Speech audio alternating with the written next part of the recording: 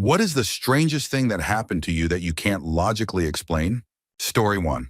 In 1996, I had just dropped out of university and was moving back to my parents' place. I was feeling defeated, with almost no money and no job prospects. Basically, I was in a bad spot.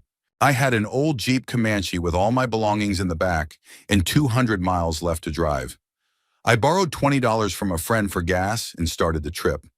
When I got to a point about 30 miles from home, my tank was empty.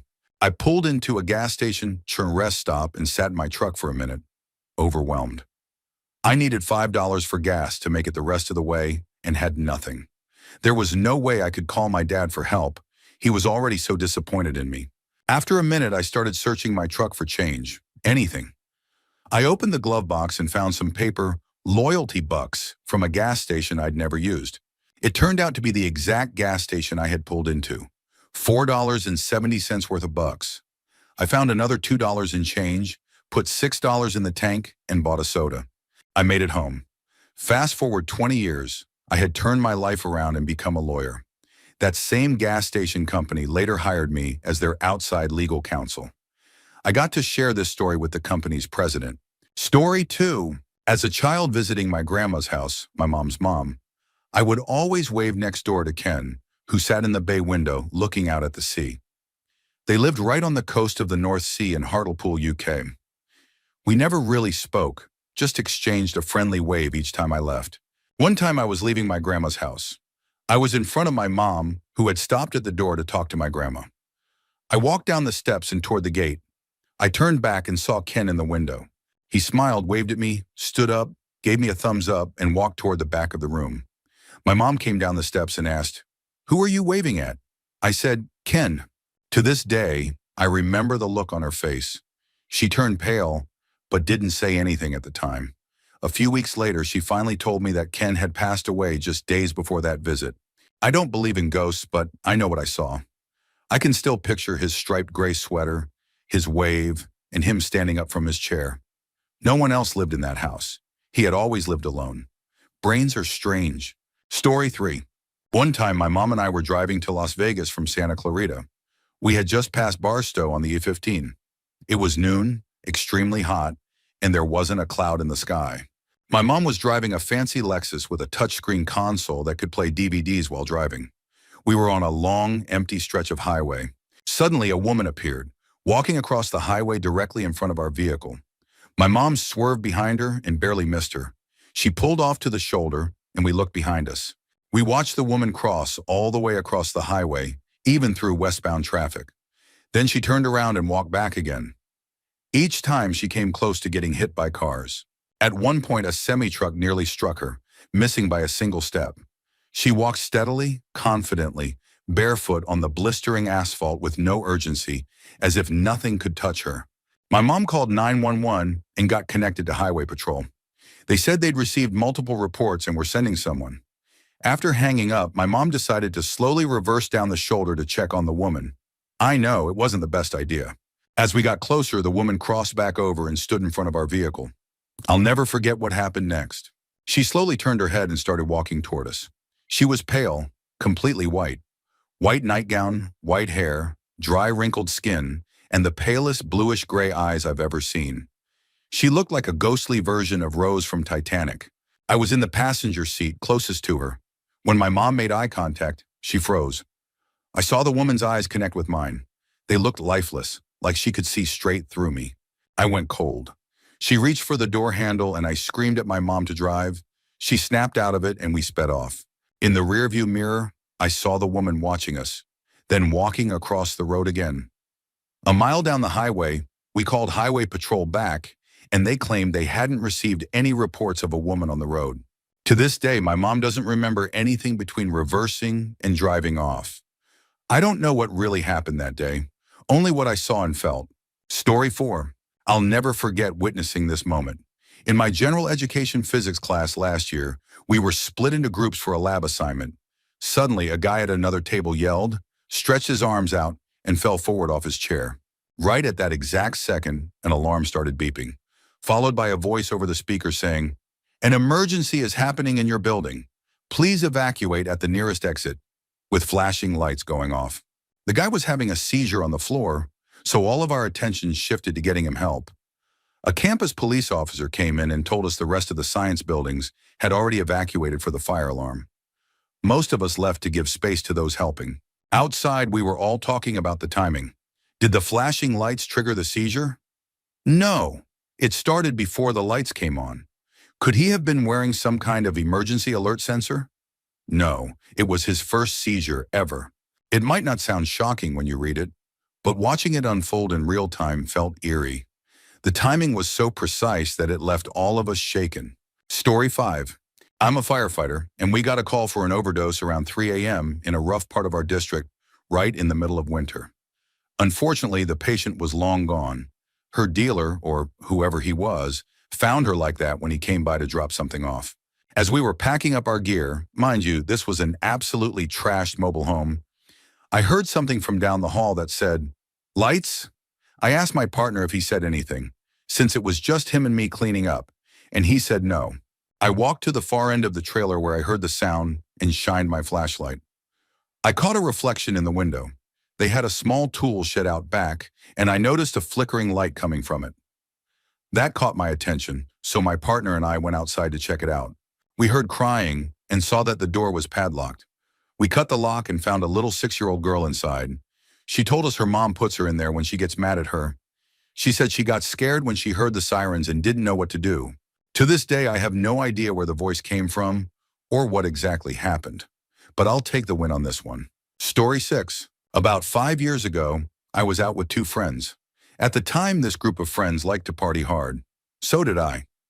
We were a few years out of college, living in a resort town. That night, we went out to dinner and then headed to a bar. We all did a round of shots when we arrived. Immediately after the shot, I felt like I needed to throw up. It was weird because I hadn't had much to drink at dinner, and I was very used to taking shots. This was a bizarre reaction for me. One of my friends had driven us there, but I suddenly decided I needed to leave. I called a cab, went home, and felt totally fine once I got there. Normally, I would have stayed out until 4 or 5 a.m., but I was home by 11 p.m. I watched some TV and went to bed, but I couldn't shake the strange feeling. The next morning, I found out the 2 girls I was with had been in a car accident. The one driving was drunk and texting when she crashed into a huge telephone pole. The pole fell onto the car, nearly splitting it in half. By some miracle, or something out there, neither of them was hurt. But if anyone had been sitting in the back seat, they likely wouldn't have made it. I'm 100% certain I would have gotten in that car, and I probably would have been in that seat. Since then, I absolutely don't mess with drinking and driving, or anyone who does. Story 7. One morning, I woke up and noticed my camera was sitting on top of the sofa across from my bed. I knew I didn't put it there because it's an expensive camera, and it could have easily fallen from that spot. I had placed it safely in my cabinet. I picked it up, turned it on, and clicked the button to view photos. There were hundreds of pictures of me sleeping, all seemingly taken from the back of the sofa. I was so freaked out I couldn't stop crying. I lived alone. It was photo after photo of me asleep. The pictures had been taken in rapid succession, like one per second. The weirdest part? My camera didn't even have a quick snap feature. It technically shouldn't have been able to take photos that way at all. The timestamps showed that all of them were taken between 2 and 3 a.m. I've never figured out how the camera got on the sofa, how it took those pictures, or who or what took them. I still have a USB drive with the photos on it, and to this day, it still freaks me out. Story 8. I have 3 experiences that really stand out to me. And as far as explainability goes, I can't explain any of them. But one of them definitely scared me the most. All 3 involved doors. Fun. In my teenage years, I lived in a townhome owned by my then stepdad, who freely admitted he thought the place was haunted. He was self-employed as a sound equipment installer and often came and went during the day, while my mom worked 9 to 5 at a law firm.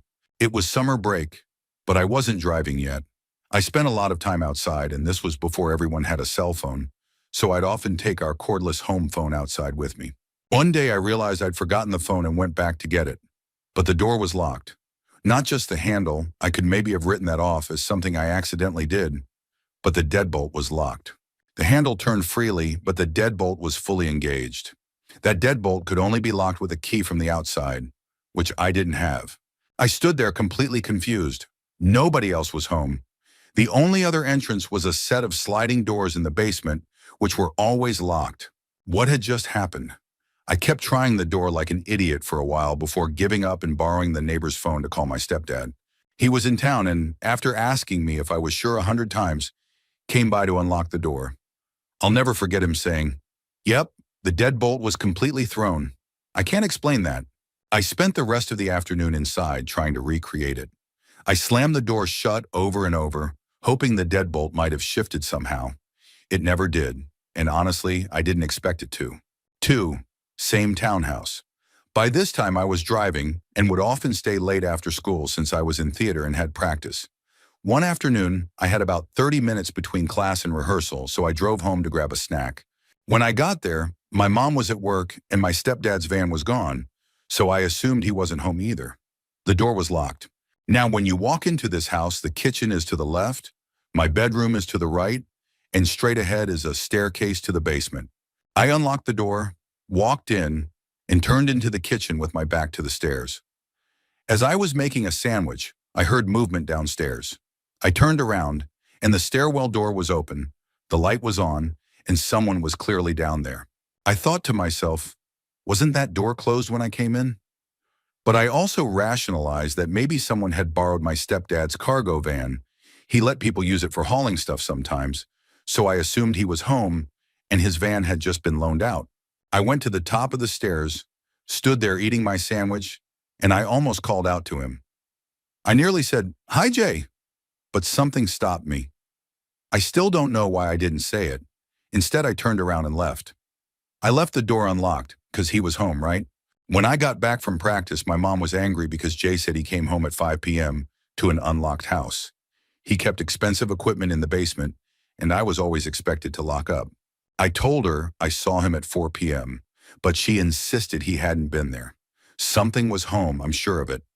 My brother believed me, but my mom never did. 3.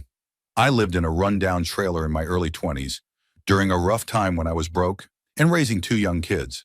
The trailer had 2 bedrooms, which I gave to the kids, and I slept on the couch in the living room, which was directly in view of the front door.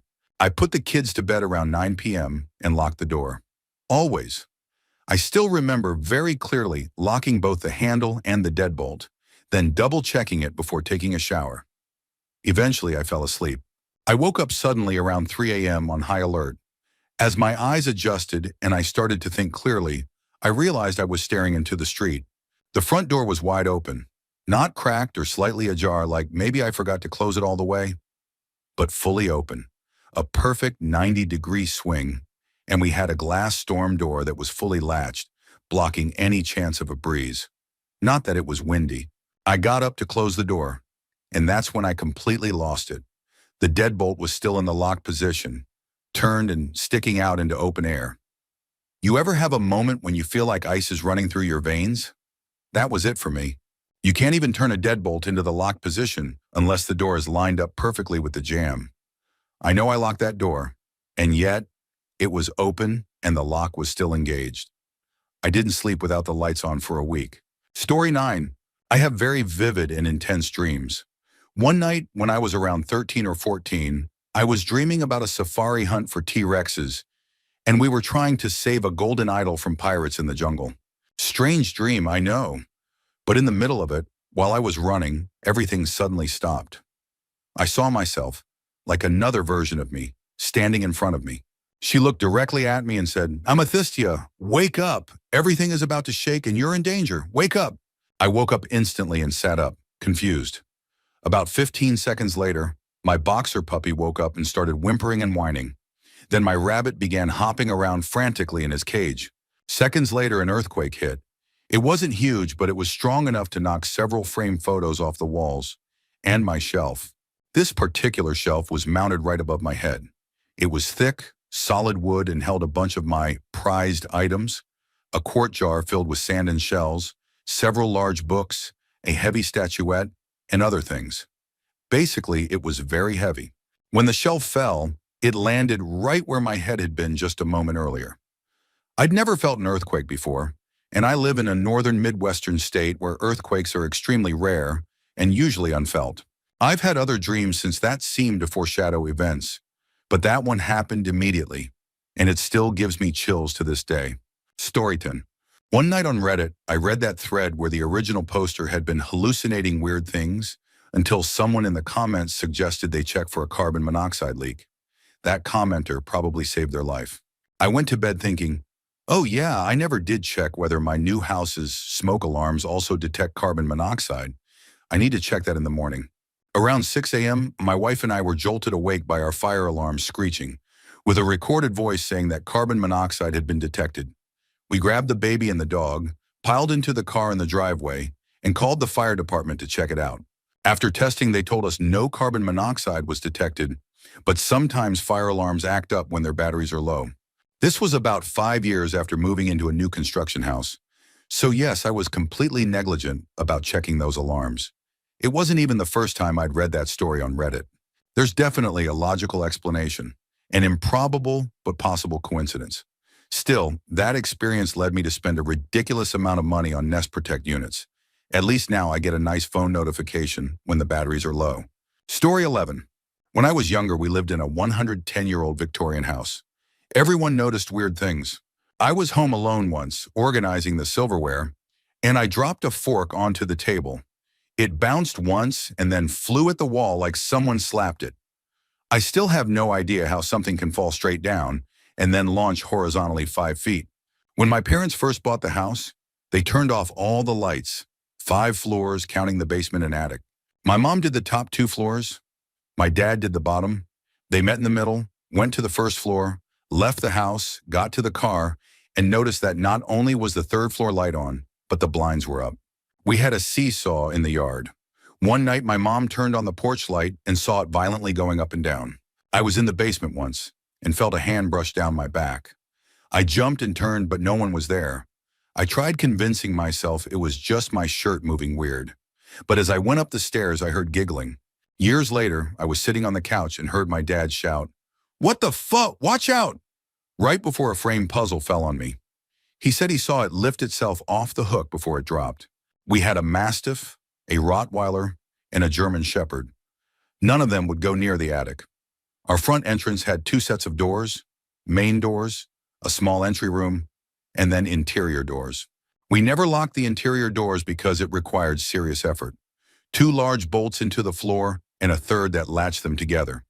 You could only lock them from the inside with a lot of force. One day we came home, and the interior doors were locked with all 3 bolts.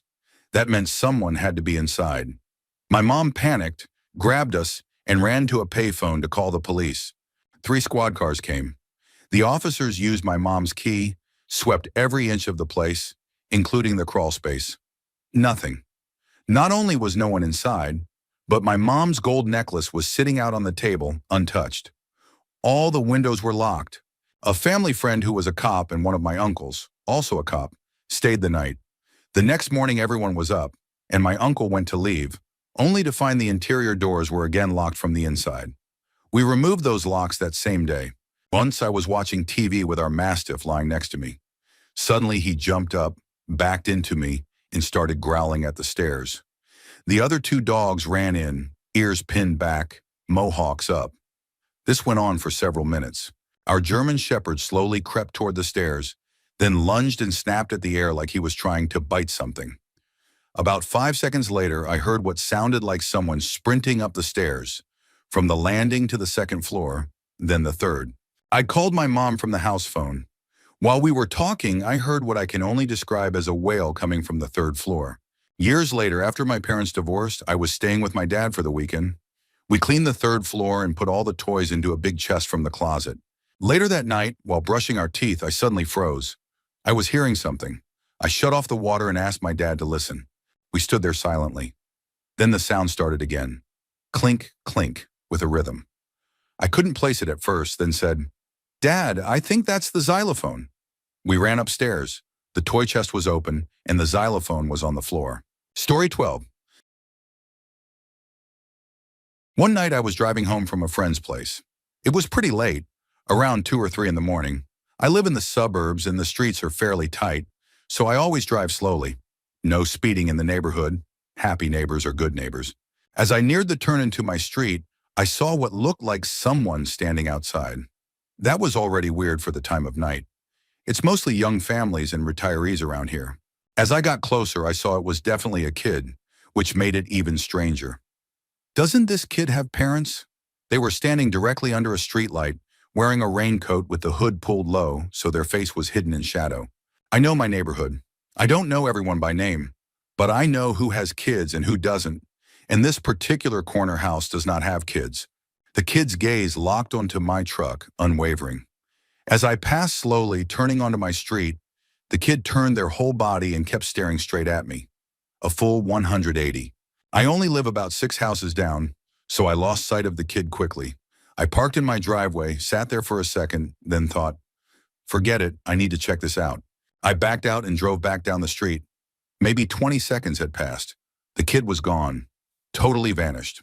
The roads are straight in all directions. There's no way that kid could have disappeared in that amount of time unless they sprinted at full speed. And even then, I probably would have seen something. That kid gave me the creepiest feeling I've ever had. I went home fast, locked the doors, and never saw them again. If it was a prank, well played. You got me. Story 13. I was walking to work one early winter morning, and about 30 feet from my house, it suddenly felt significantly colder. I zipped up my jacket and kept going.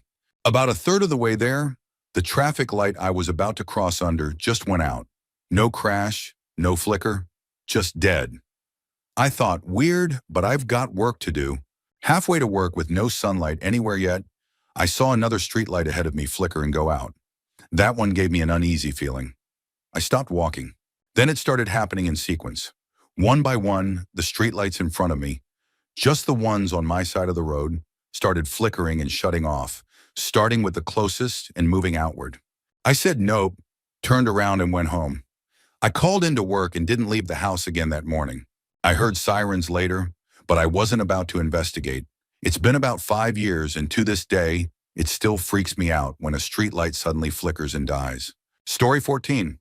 I was about 18 to 20 years old, around 2008, sitting in the back seat of the car as we were driving down the highway. It wasn't windy at all, not even a breeze, besides the wind from driving 60 miles per hour, but that's irrelevant. We were passing between 2 large hills, not mountains, but still about 50 feet tall or more. Atop one of the hills was what looked like a completely black, hot air balloon, but not made of cloth or fabric.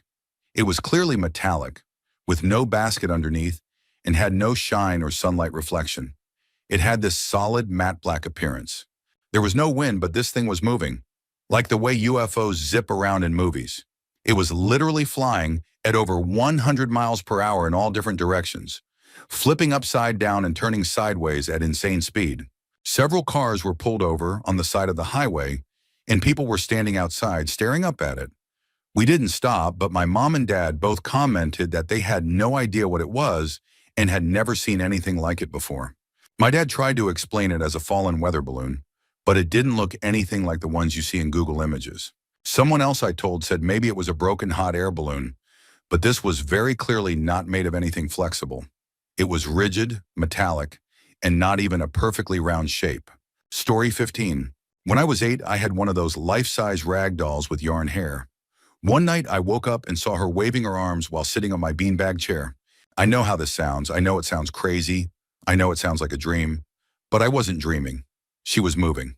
On her own. To this day, I don't mess with dolls. Edit. So when I saw her moving, I got really scared and hid under my blanket for like 10 minutes. Frozen with fear, heart racing, trying to build up the courage to run out of the room.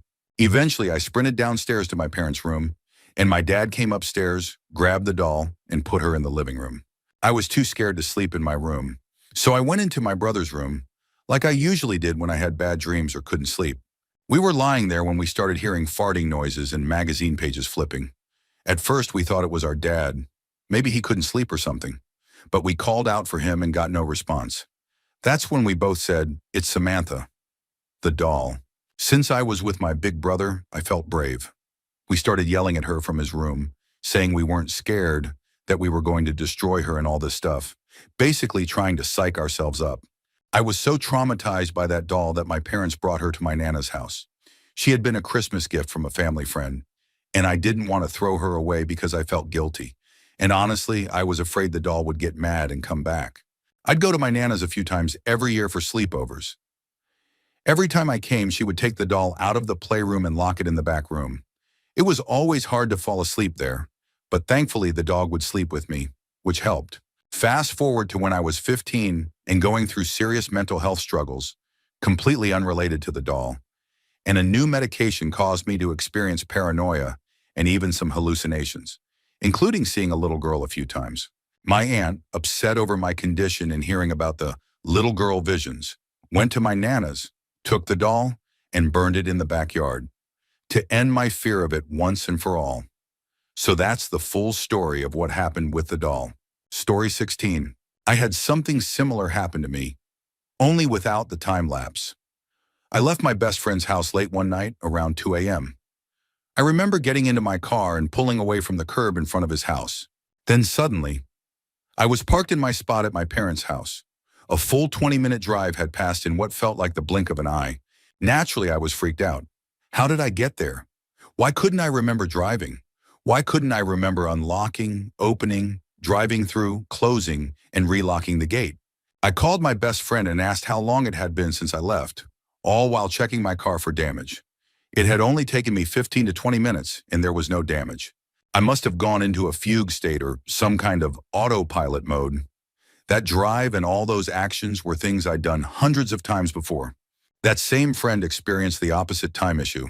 He left to meet someone in a town about an hour and a half away, maybe an hour if you speed and catch all green lights. He checked the time as he left and thought he might be running late. He said he remembered the whole drive, except for the landmarks he had seen dozens of times on that route. 30 minutes later, he parked at his destination, looked at the time, and had a full-on what the actual hell moment. He still has no idea how he shaved an hour off the drive, especially since he was using cruise control and set to the posted speed limit. Story 17. We were on holiday staying at an old cottage. One day we went out to the beach, my mom, dad, sister, and me, while my grandma stayed back at the house. She had fallen asleep in a chair in the lounge. At some point, while she was half asleep, my nan saw a woman wearing a lilac dress walk through the room. She assumed it was my mom returning from the beach. She woke up a short while later and couldn't find anyone in the house. When we got back from the beach a couple of hours later, she said, "Oh, did you go out again? You were back ages ago." We told her we had just gotten back, and she told us she'd seen my mom in the lounge wearing a long lilac dress. That obviously wasn't possible. During the same trip, I was sharing a room with my sister, and one night we both woke up to the sound of the front door slamming loudly. Our parents came running into our room, but we were both still in our beds. I scrambled to the window above the front door, but no one was outside. My dad went downstairs but couldn't find anyone. Another time, my mom pulled a random book from the bookcase in her room. Inside was a handwritten note, personal, like a letter. She said it gave her a strange feeling, like she wasn't meant to be reading it. She slipped it back into the book and put it on the shelf. The next morning, the note was on her bedside table. She asked my dad if he moved it, but he had no idea what she was talking about. We also noticed furniture had shifted positions downstairs overnight on multiple occasions. My mom kept finding curtain hooks, those plastic rings that hold curtains on the pole, in her bed or on the bedside table. She asked my dad about it, but he denied putting them there. When we were leaving, the cottage owner came to collect the keys. My mom asked if anyone else, like a cleaner, might have come by. The owner said no and asked why. My mom explained that my nan had seen a woman in a lilac dress in the house. The owner responded, "Oh, she's at it again." Turns out the house had belonged to her grandmother, who had recently passed away. Her favorite outfit? A long lilac dress. They had already had the house blessed because the grandmother had made a few other appearances. Since they hadn't cleared out her belongings before turning the place into a holiday rental, the note in the book hadn't been discovered until now. After we got home, my mom kept finding curtain hooks in her bed for years.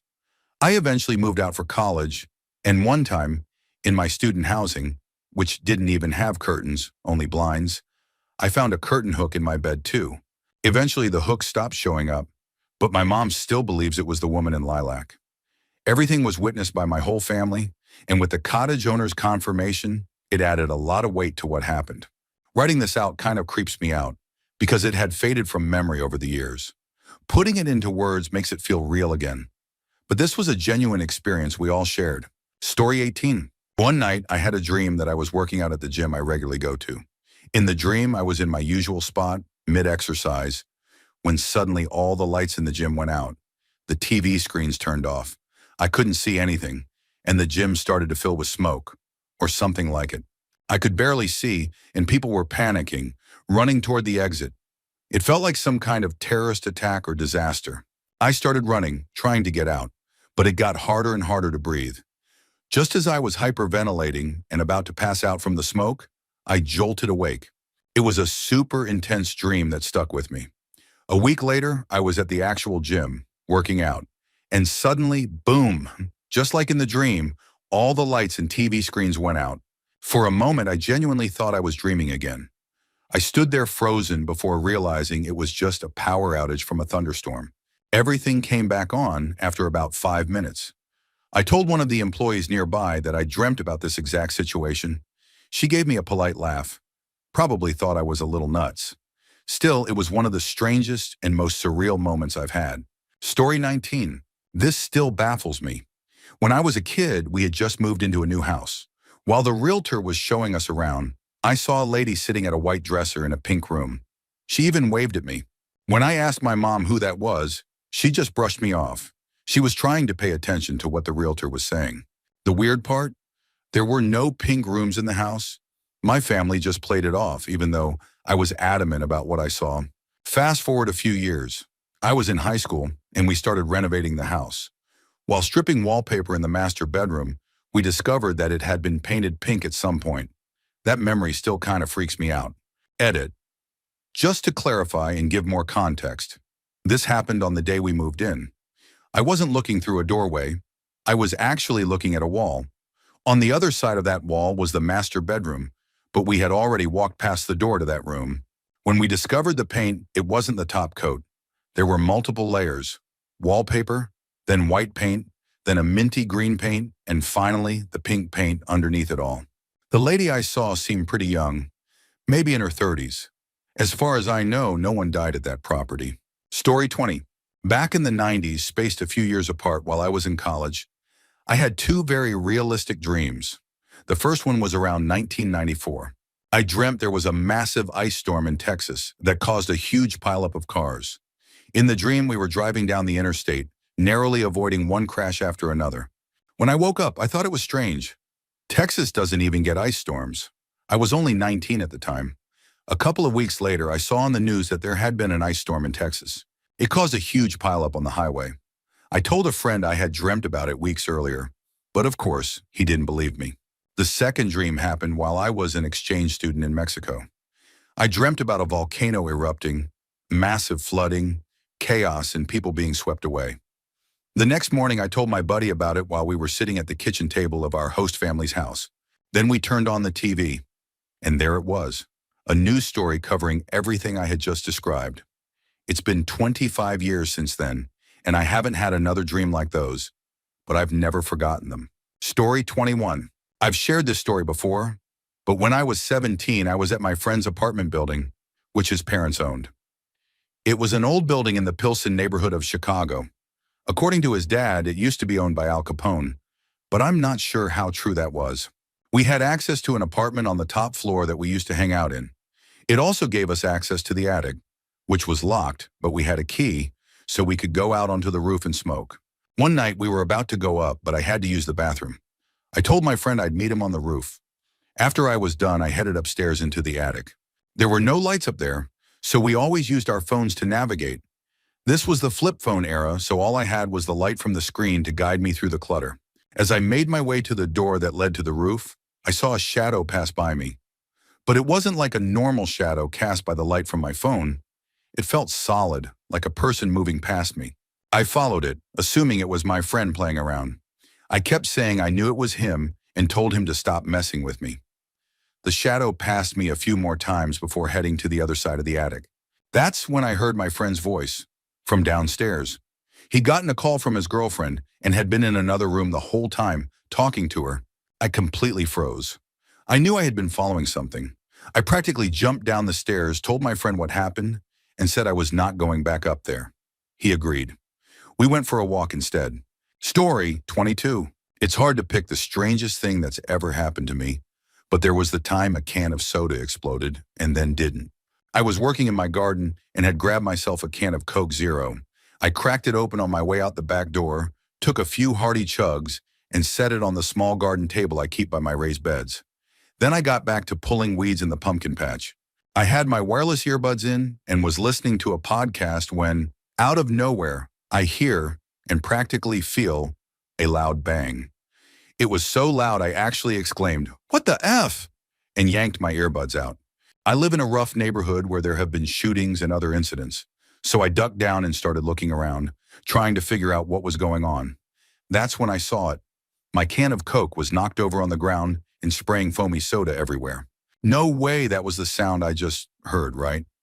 Still, I ran over to grab it, figuring diet soda probably isn't good for plants anyway. I picked it up, wiped it off, and looked it over. That's when I realized, not only was it full, it was completely unopened. I know I opened it, I know I drank half of it, and I'm absolutely certain that just moments before, I saw it lying on the ground, spewing Coke into the air. I even wiped it off. I have no idea what the bang was, or how my open, half-empty soda became sealed and full again in my hand. Story 23. This happened years ago, and we still have no explanation. My girlfriend and I were spending the night at my brother's house. It was just the four of us. My brother, his wife, my girlfriend, and me. The house was fully locked up, and the security system was on. The house was also for sale, and the next morning, a realtor and his assistant came for a scheduled showing. After they left, we sat down for breakfast, only to discover that at some point between dinner the night before and that morning, something really strange had happened. Someone had emptied all the "I can't believe it's not butter" out of the container and placed it in a clump right on top of the silverware inside the utensil drawer, just sitting there staring back at us. The butter container itself had been neatly placed back in the fridge, exactly where it always was. Everyone who was there that night still swears up and down that they had nothing to do with it. No one has ever admitted anything, and we still have no idea how or why it happened. Story 24. I was living alone in this house for a few months. Every night around 10, I would hear cat toys jingling and what sounded like footsteps in the living room. Because of that, I always locked myself in my bedroom at night. Also, being a naturally paranoid person, I made sure every door was locked and bolted every time I came into the house. One night, I was getting ready for bed and had just gone into my room when I suddenly heard loud, heavy footsteps outside and what sounded like a door slamming. I turned all the lights on and went to check. My dog was still lying on the couch just staring at me, and the front door was wide open. When I tell you I was freaked out, I mean seriously terrified. No one believed me about the noises or the door until my boyfriend stayed over one night. That night, he heard the same footsteps and the sound of dog paws in the living room. At first, he thought it was my dog, until he realized the dog was asleep in bed with us. Still freaks me out to this day. Story 25. This isn't exactly a can't logically explain it story, more like a what are the odds moment. I worked as a photo tech in a pharmacy while I was in college. One morning, a customer brought in a huge box of old slides from the 1970s or 1980s. We had to process them one slide at a time, so even though the photos were just regular family vacation stuff, some of them stuck in my mind, especially one where the whole family was posed around a really distinct sign that said, "Welcome to New Mexico." Several hours later, a completely different customer brought in a roll of film to be developed. I was blown away when I saw the first few images. Her family was standing in front of the exact same sign in New Mexico as the earlier customer. Two totally unrelated customers, probably from the same neighborhood, came into the same store on the exact same day to develop photos from two completely different trips. But both had pictures taken in front of the same vacation landmark, decades apart. Not the strangest thing ever, but definitely one of those little moments that broke up an otherwise boring retail shift. Story 26. I'm always hesitant to tell this story, but here goes. When I was about 19, I had an incredibly vivid dream. In it, I walked through the front door of a house I had never seen before. I stood in the foyer, scanning my surroundings. The house was empty, no furniture, no people, and only a bit of track lighting was on, so everything felt dim. There was a door to my right, and when I opened it, a noose dropped down from above the door. Then I woke up. I didn't think much of it at the time, other than how real and unsettling it had felt. 2 weeks later, my dad called to tell me that my 14-year-old cousin had taken his own life by hanging. I didn't connect it to the dream at first, but when we went to my aunt and uncle's house after the funeral, I nearly collapsed. It was the exact same house from my dream. I had never been there before. They had just recently moved in. Standing in that foyer, the same one I'd seen in the dream, nearly took my knees out. I never told anyone about it, and I still can't fully process that it happened. It's been almost 20 years, and it still messes with my head. Story 27. I have one that's a little odd. It only dawned on me now, reading some of these other stories. While I was on exchange in Australia, I took a road trip down the East Coast with 5 friends. We rented a beat-up old van and crammed all 6 of us into 5 seats. Not safe at all. One evening, it was my turn to drive as we headed into Mission Beach. We were on a winding 2-lane highway through a remote area with tall grass on either side of the road. Out of nowhere, I had this intense, intrusive thought. It's dusk, the perfect time for animals to come into the road. I can't swerve, or I'll roll the van and kill all my friends. I remember thinking how weird and dark that thought was. Not even 20 seconds later, a small kangaroo came hopping out of the grass and slowly entered the road. There was no time to brake. If I swerved, we all could have been seriously hurt or worse, so I hit it. There was a loud thud that startled everyone in the van. Maybe it was a coincidence. Maybe I subconsciously noticed something and reacted accordingly, but it felt different. That thought didn't feel like mine. It felt like a warning. And honestly, if I hadn't had that thought, I might have swerved instinctively and rolled the van. I'm just glad we were all okay. Story 28. I had an ex who was being charged with some serious offenses. Things like forcible confinement, robbery, possession of an illegal firearm, extortion, and more. One day I received a subpoena to testify at his trial. The police had originally shown up at my mom's house to deliver it, but since I wasn't living there anymore, I ended up going to the police station to pick it up myself. I signed that I had received it and everything. On the day of the trial, I showed up to court completely nervous, only to have the prosecutor tell me that she had no idea who subpoenaed me. She said she never issued one. She checked with my ex's lawyer, who also said they hadn't issued it. The prosecutor then asked the supervisor from the police division, since if it didn't come from her or the defense, it must have come from them, right? Wrong. No one could explain who had subpoenaed me. The prosecutor and the police both apologized for making me come all the way to court for nothing. I didn't testify. I never found out what happened in the case, and to this day, I still don't know who summoned me or why. A little while after that, I started getting strange calls from unfamiliar numbers, but that's a story for another time.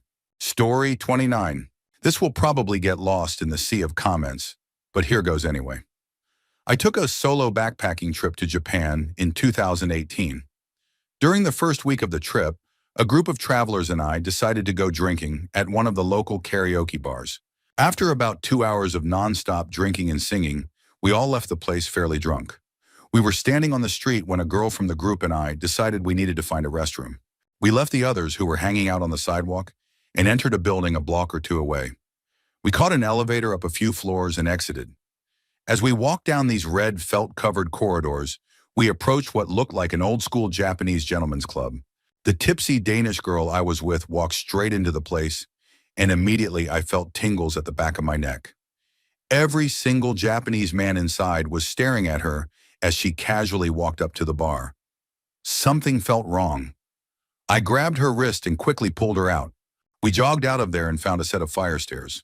As we briskly walked down, talking about how weird that was, things got way worse. We must have gone 1 floor too far and ended up in the basement.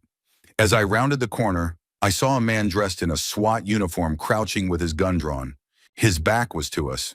In the room, I could see about 3 or 4 Japanese men, riddled with bullet holes, leaning against pillars and lying on the floor. I grabbed my Danish friend and got out of there as fast as possible. To this day, I have no idea what we witnessed. Was it a snuff scene? Some kind of role play? I honestly don't know. I was definitely drunk, but I also know what I saw. Story 30. It's 2008. I'm in my dorm room working on a paper, and I've been pounding water and coffee. I have to pee, but I'm deep in the zone. My suite mate comes home from class. We mumble a quick greeting. He goes into his room, hangs out for a minute, and then leaves. I finally can't hold it anymore. I pause my paper, get up, and head to the bathroom, passing my suite mate's open door on the way. My brain is still focused on the paper. I might as well be in another universe. I close the bathroom door and lock it. But then something strange happens. My hand won't let go of the doorknob. It's like I'm not in control of it. I start to realize the hairs on the back of my neck are standing. I really need to pee, but there's this overwhelming sense of alarm. I slowly unlock the door, my hand still clutching the handle, and open it to see a clear line of sight into my suite mate's room. It's on fire. Or at least his nightstand is. Turns out he had come home and lit a candle on his nightstand, which wasn't allowed, then decided to go to the kitchen for a snack. As he left the room, he took off his trucker hat and tossed it onto the nightstand, directly onto the freshly lit scented candle. The plastic hat was basically napalm. It was shooting a jet of flame at least a meter high, licking up the wall and catching posters and a calendar. It looked like something out of a fire safety video. I rushed in, threw the hat to the ground, and stomped it out. I figured he'd return quickly and could explain what happened, but he didn't. A couple days later in the dining hall, I brought it up, and he was relieved to find out why his hat was melted and smashed. The whole thing gave me time to think it through. What I can't explain is how I detected the fire. There was no way I could have seen it from the bathroom. I was in full writing mode. My perception narrowed completely. The dorm wasn't particularly quiet or good-smelling either. So how did I sense it?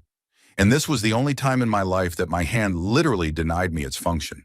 There have been a couple other moments where I felt sudden, incapacitating dread, and something bad ended up happening. But those were more abstract. This was different. I'm not an anxious or overly superstitious person, but this has always lingered in the back of my mind. Story 31. I live in a small town. The nearest city for shopping and restaurants is about 25 miles away. I was on the way to town with my ex-girlfriend and my daughter to hit the bookstores and do the usual weekend stuff we used to enjoy before my ex left and COVID messed everything up. Anyway, about halfway there, near a state park, I saw something. Hovering maybe 100 feet or less above the center of the road, just above the tree line, was a shiny metallic ball. I kept staring at it, trying to figure out what it was, and I wasn't watching the road. I drifted too far to the side, and those little grooves on the road made the tires go brrrr. My ex yelled, "Babe!" A very clear signal that she didn't want me to run us off the road. I looked down, corrected the car, and said, "Do you see that?" She said, "What?" I looked back up to point it out, and it was gone. Just gone. I still have no idea what I saw. Story 32. This is probably going to get buried, but here it is. Both sides of my family are from New Jersey, and growing up, we regularly visited NYC while staying with cousins because it was so close. When I was about 5 years old, my parents were determined to drag all three of us kids, each under 12, to as many touristy spots in NYC as possible. I remember the Empire State Building, the Statue of Liberty, Ellis Island, the Museum of Natural History, Times Square, the Naked Cowboy, all the typical stuff. As the day wound down, my parents were exhausted and wanted to skip the last location and just head back to New Jersey. I threw a massive fit because that final stop was the one I wanted to see the most. I still don't know why it meant so much to me. My dad tried to calm me down and said something like, "Don't worry, we'll come back. It'll still be here next year." And I replied, completely serious, "No, Dad, it won't." They laughed, assuming it was just some dramatic kid comment. Of course, the Twin Towers would still be there. I could visit the World Trade Center whenever I wanted in the years to come, except this was August of 2001. I still can't explain why I felt that way. Maybe it was just stubbornness, or maybe something else, but I was absolutely convinced I'd never get the chance to see that place again. I would have thought I made it up, if not for my family remembering the exact same moment. It's one of those eerie coincidences that still creeps us out to this day. Story 33. I know I'm super late to this thread, but I'll tell this story anyway. I've told it to other people before, and I've never found a single logical explanation. When I was around 7 or 8 years old, I was playing with Hot Wheels on the linoleum kitchen floor. I was whipping my cars as hard as I could at the bottom of the cabinets, so they'd pick up speed and slam into the wall between the kitchen and laundry room. But one car, one specific Hot Wheel, just disappeared. I saw it slide across the floor, smack the wall, and then nothing. It was gone. The laundry room door was closed. The cabinets went all the way to the floor. There was only one way in and out of the kitchen. My dad and I tore the house apart. We looked behind and under every piece of furniture and appliance. We never found that Hot Wheel. There was no hole in the wall, no crack in the floor, nothing. To this day, my only conclusion is that some tiny portion of our kitchen was actually an invisible interdimensional portal, and I just happened to launch that Hot Wheel directly into it. Story 34. My older brother died in an accident when I was a sophomore in high school. About a week before he died, my friend invited me to his birthday party that Saturday.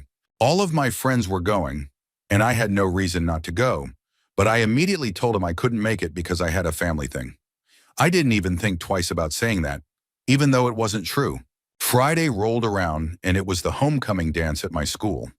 I went with my group of friends, and as the dance was winding down, we started planning a sleepover to continue the fun. Out of nowhere, I told them I couldn't go because I had a family thing early the next morning. I love sleepovers, and this was a newer friend group for me, so again, there was no logical reason for me to say no. My brother passed away around 2 a.m. Saturday morning. I was at home when we all found out around 7. I obviously didn't go to the birthday party that night, but being home together with my family as we mourned brought comfort. That was 20 years ago, and it's still such a vivid memory. I'm not even remotely religious, and I don't usually believe in the supernatural, but I have absolutely no explanation for that. Story 35. My dad passed away from brain cancer when he was only 57. He died at home. He had been in a coma-like state for about a week, and then, suddenly, he sat straight up in bed and pointed to the corner of the room. Then he laid back down and passed away. At the exact moment he passed, all the lights in our house blinked on and off for about 30 seconds. I've always considered myself a spiritual person, but his illness and the cruel way it unfolded had me seriously questioning the idea of life after death. About a week later, I was driving home from work, having a really tough time emotionally, trying to process the loss. Suddenly, the car in front of me slammed on its brakes for no apparent reason. I stopped just in time, right in front of a church with a huge sign that said, "Heaven is real." Then I noticed the car in front of me had a large Boston College Dad sticker on it. My father was a BC alum and possibly the biggest BC sports fan you could imagine. I think about both of those moments often, especially when I'm struggling to make sense of the world. Story 36. When I was about 12, I had to wear a retainer that I only ever took out when I was eating or brushing my teeth. One night, after brushing, I put my retainer back in as usual and went to bed. In the middle of the night, I woke up suddenly with a strange feeling that something was off. I put on my glasses and looked around, but I couldn't figure out what it was. Then I realized my retainer wasn't in my mouth. I searched my bed, my nightstand, the floor, everywhere I could think of, but I couldn't find it. Eventually, I woke up my mom, and she helped me search for about 15 minutes. Neither of us could understand what had happened. We finally gave up and she went back to bed. Then I noticed it. My retainer was sitting on top of a wall-mounted shelf in my room, a shelf that I could only reach by standing up on my bed. I called my mom back in, and she was just as confused and freaked out as I was. There was absolutely no reason I would have put it there, especially not in the middle of the night. I didn't even remember taking it out of my mouth. It's a small thing, but to this day, I still can't explain it. Story 37. Not my own story, but one that a trusted friend of many years told me. It happened after school during our sophomore year of high school. I had been planning to go for a pre-football game drive with some of my football friends.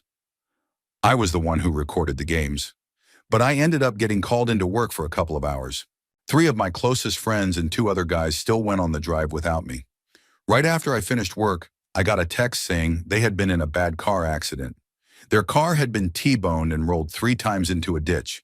Miraculously, everyone made it out with relatively minor injuries. Here's the eerie part. In our town, there's a hill that leads out of town. None of them were wearing seatbelts at the top of that hill. Suddenly, one of my friends got a strong urge to buckle his seatbelt and told everyone else to do the same. Somehow, he convinced the entire car to buckle up before they reached the bottom of that hill, less than an eighth of a mile away, where the accident happened. To this day, it blows my mind.